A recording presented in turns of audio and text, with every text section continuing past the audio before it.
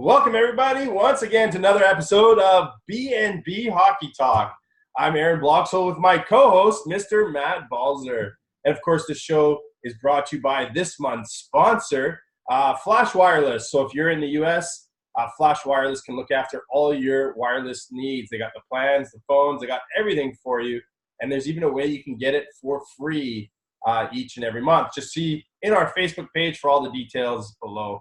And if you want to find out more to be a month sponsor on our show, simply message us on our Facebook or YouTube page, and we will get back to you on that. So, Matt, the St. Louis Blues, unfortunately, were not able to get it done last night against Boston on home ice, too, which I think the crowd really wanted to see. I heard tickets were going for really high, and they've already gone for really high in Boston.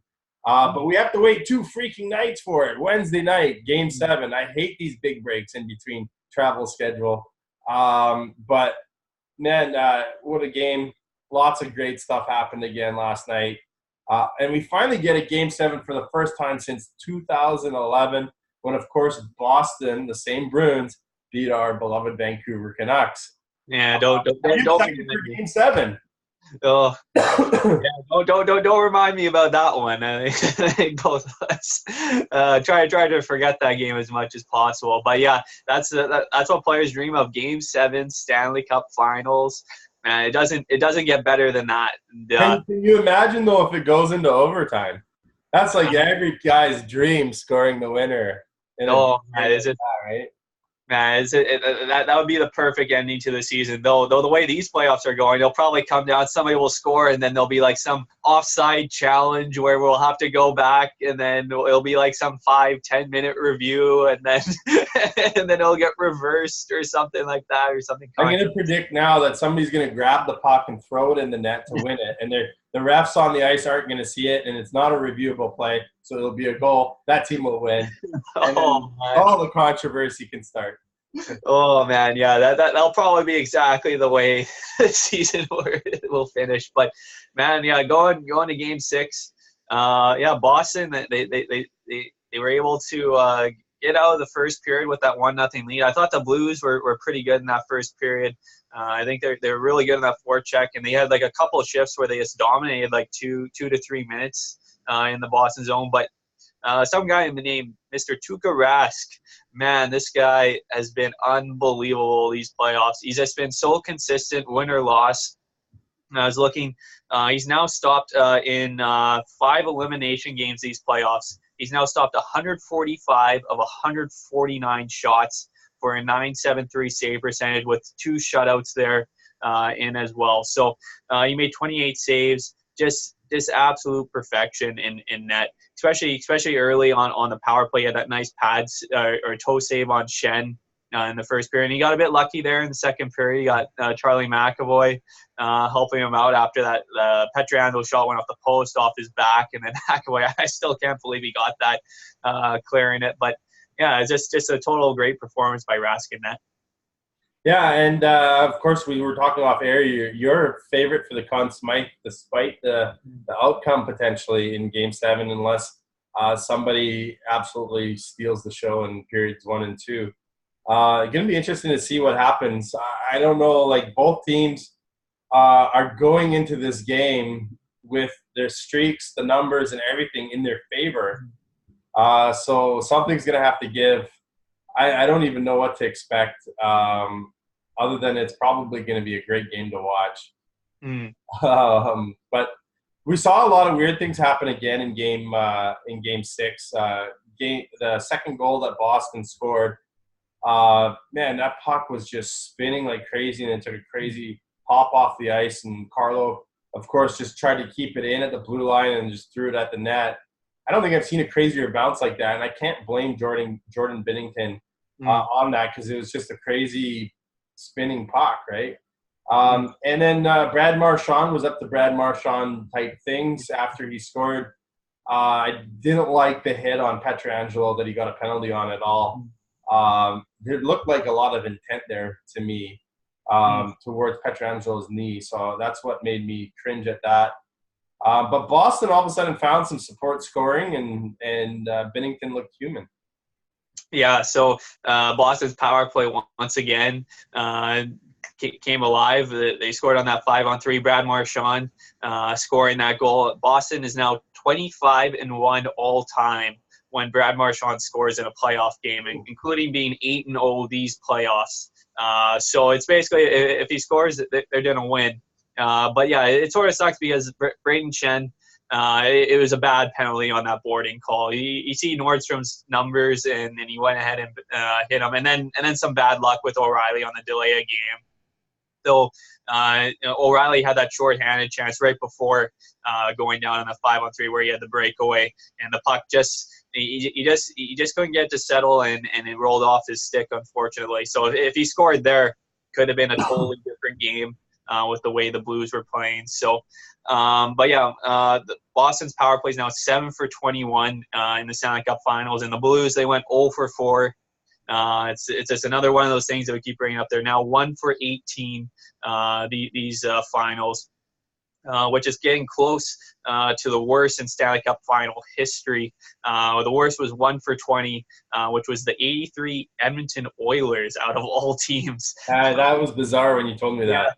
Yeah, which is head scratching. So if you want to go down to Game 7, special teams will be big, but the big thing is that the Blues are 9-3 on the road these playoffs. They ended up actually being 6-7 at home these playoffs, which is crazy to have a losing record at home and make it to the Stanley Cup Finals is crazy. But the big thing is that the Bruins winning Game 6. 4 of the past 5 previous teams that have won Game 6 or that were down 3-2 and won in Game 6 to force Game 7 have gone on to win the Stanley Cup. The last ones being the 0-4 Tampa Bay Lightning, and before that the Colorado Avalanche, and the rest were like in the 60s and the 40s. So it's spread out, but so there's good numbers for both teams on both sides. But when it comes to Game 7, the old cliche, you throw the numbers out the window, and it just comes down to whoever gets the right bounces at the right time. But yeah, it's I picked Boston to win in 6 games, I believe, this series. So I'll still have to stick with the Bruins to win in Game 7, just the way that they're playing. And another guy I want to shout out for how he played, Carson Kuhlman, who came into the lineup for the Bruins. He hadn't played since Game 3 against the Columbus Blue Jackets on April 30th, and I thought he actually brought some good speed to that second line because Krejci and DeBrusk, they haven't been greatest in these finals, and that goal that he scored, that bar down goal, a heck of a shot. Yeah. And with that, you became the 21st different Bruin in these playoffs to score, which ties an NHL record for most with the 1987 Philadelphia Flyers with 21 different players scoring in a single playoffs, which is incredible. It shows the depth that the Bruins have had these entire playoffs. If you're an old school fan like me, you know that's the Mike Keenan-led Philadelphia Flyers from the 87 Stanley Cup Finals.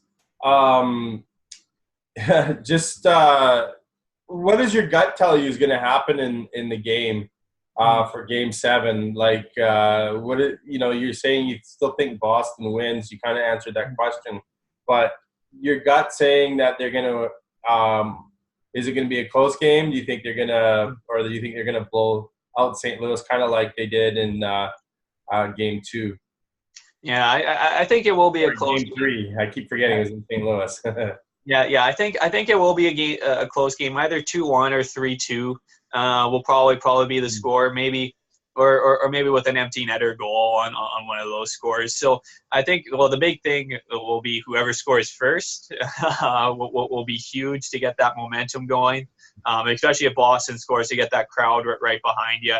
And then after that, special teams will come up big, and then if Binnington can bounce back like he has all season and throughout the playoffs, I think the goaltending should be a washout as long as that happens, and then it'll just come down to who gets the right bounce, special teams battles. So, but yeah, and the big guys, because there's some guys that still haven't shown up, like Jaden Schwartz still hasn't scored in these playoffs, and he probably would have been outside of You Tuukka mean Rask. he hasn't scored in the finals? Yeah. Hasn't scored in the finals. So and outside of Tuukka Rask, he would have been my favorite going into these finals for going up for the Conn Smythe. So he's a guy that I think that should be able to step up. Hopefully, Ryan O'Reilly, I think he'll be another huge factor. He's been incredible throughout these finals. How big do you think adding Ivan Barbashev back to the lineup?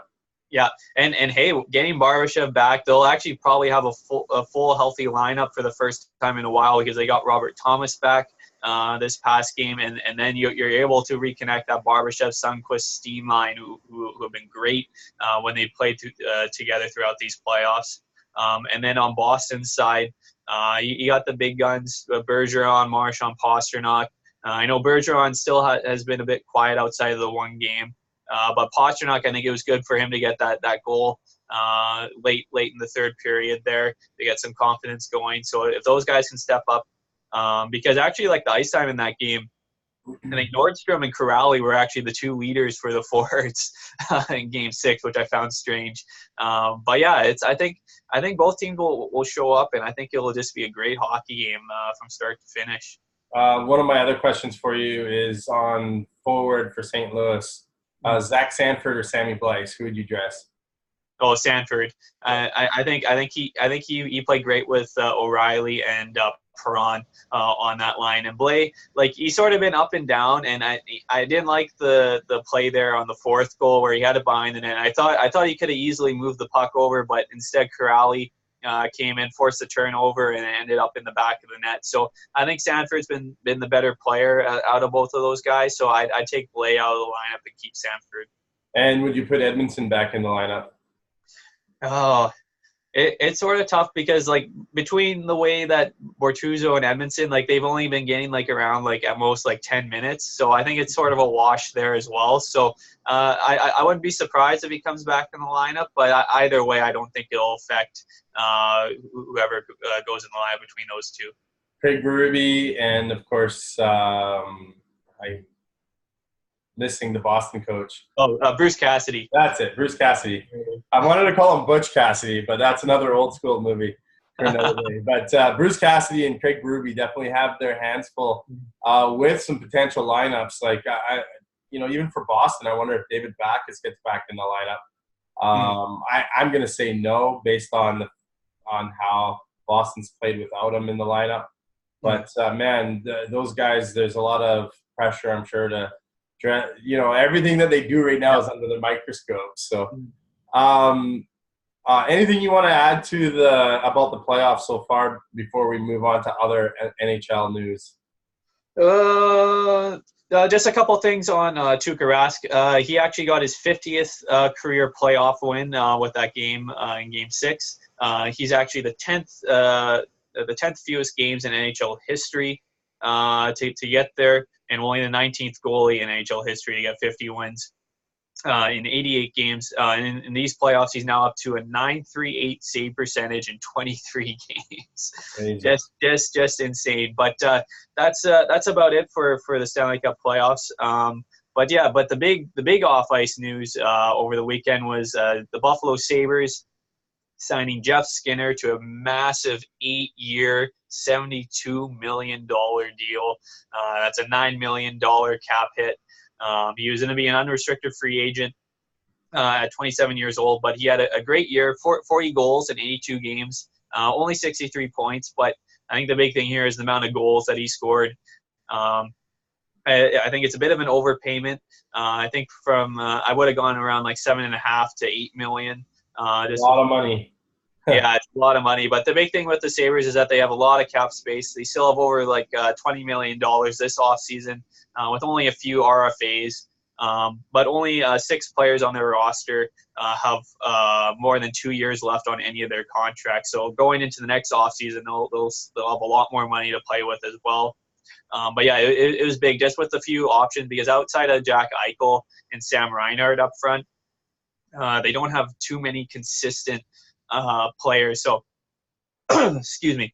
I think a big thing will be looking for a second line center this offseason. And I think they've also been rumored and looking at Jason Zucker from Minnesota as well, I've seen. So, but yeah, he was one of the most consistent. 32 of his 40 goals this year were came at even strength.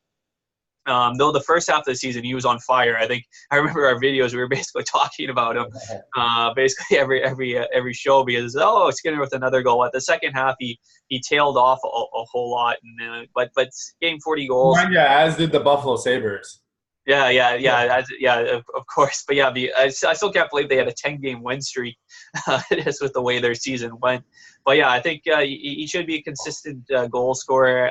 Hopefully he can get up the point totals a little bit. But if he averages around 40 goals every year, I think the Sabres will be laughing all the way to the bank with the way that they paid. So, but yeah, that was the big off-ice news. And then a couple of minor things, some rumors. Corey Perry and Dion Phaneuf are both looking to be traded by the Anaheim Ducks and LA Kings or possibly bought out. Corey Perry has 2 years left at an $8.625 million cap hit at 34 years old. And Dion Phaneuf has 2 years at $5.25 million. Of course, Ottawa still holds part of that cap hit as well as they hold another $1.25 million on that, or $1.75 million on that deal. So both of those guys are getting up there in age. Corey Perry, of course, it was a lost season for him with that knee injury in preseason, and then he just never got back into game form or to his standards during the regular season. But his production has declined basically every year for the past 3 or 4 years, I'd say. So. But yeah, it's just one of those guys where Anaheim's looking to get some cap space, and they got a lot of younger guys that they want to get into the lineup that produced either this past season with the gazillion injuries they suffered that performed well. So yeah, it's just a couple bit of the old guard moving in to get younger guys in. And interesting, Oilers made another announcement today. In their upper management, which continues to shuffle around. Yeah. So they promoted Bob Nicholson to chairman, and then they hired Tom and Silmy to oversee the business side of the Oilers. He spent a year with the Ottawa Senators before he left last year with the entire mess that happened there. So a couple upper management things there with some rumors that the Milan Lucic trade to the Canucks for Louis Eriksson continues to gain a little bit of progress, which I still hope doesn't happen. But yeah, Ken Holland sort of solidifying sort of where he wants everybody. And of course, the owner making that move as well, promoting Nicholson. So things are rounding into form with the Oilers there in the offseason. And of course, totally forgot, the Charlotte Checkers, a big congratulations to them. They won the Calder Cup, winning the American Hockey League. They beat the Chicago Wolves 4-1 to win the championship there. Congratulations to COO and CFO there, Tara and Jeff Black of the Charlotte Checkers. They used to work in the early 2000s with the San Diego Gulls organization, and they've done a lot of great things in Charlotte for the Checkers. So congratulations to them and the Checkers, the Calder Cup champions. So remember, if you're following us, you can follow us on B&B Hockey Talk on Facebook and YouTube. Remember to hit the like or subscribe button. Let us know where you're from. Let us know where you listen from. Don't just hit the like button. Just let us know where you're from. We want to know where everybody's from, as we see people from all over the world constantly sharing and commenting on our material. And we'd love to interact with you guys more. Hockey's such a great sport. It brings everybody together from no matter where you are around the world. So that's one of the reasons why I know we both love it so much. Share it with your friends. Let them know about us and continue to support us.